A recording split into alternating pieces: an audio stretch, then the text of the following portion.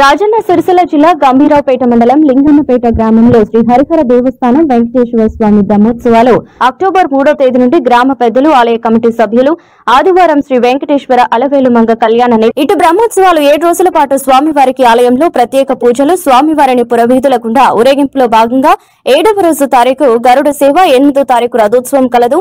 భక్తులు అధిక సంఖ్యలో పాల్గొని ఆ స్వామివారి కృపా కటాక్షాలకు పాత్రులు కాగలరని రాధాకృష్ణ పంతులు కోరారు. కళ్యాణానికి మహిళలు మంగళహారతులు తీసుకువచ్చి స్వామివారి కొడిబియ్యం సమర్పించారు.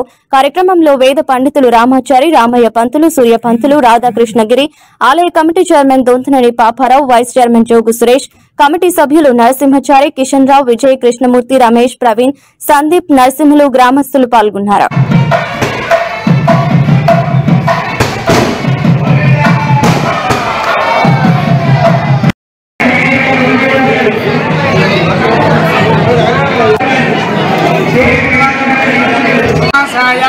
శ్రీనివాసాయ మంగళం.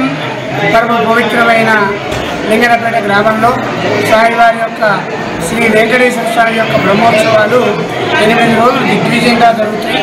మొదటి రోజు అంకురార్పణం, పుణ్యావాచనం, విశ్వక్షేరారాధన.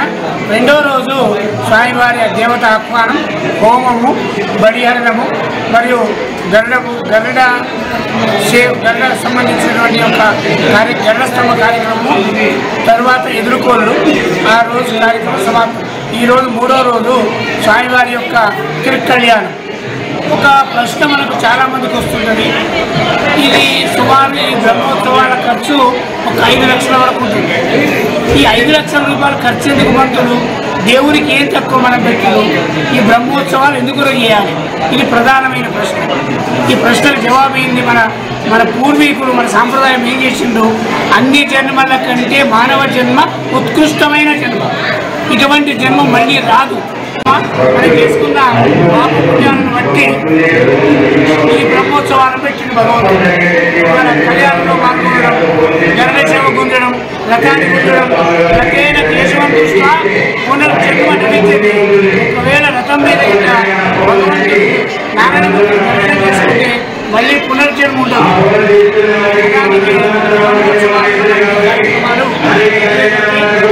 మంగళవారం నాడు బుధవారం నాడు 5 గంటలకు స్వామివారి రథోత్సవం ఊరేగింపు.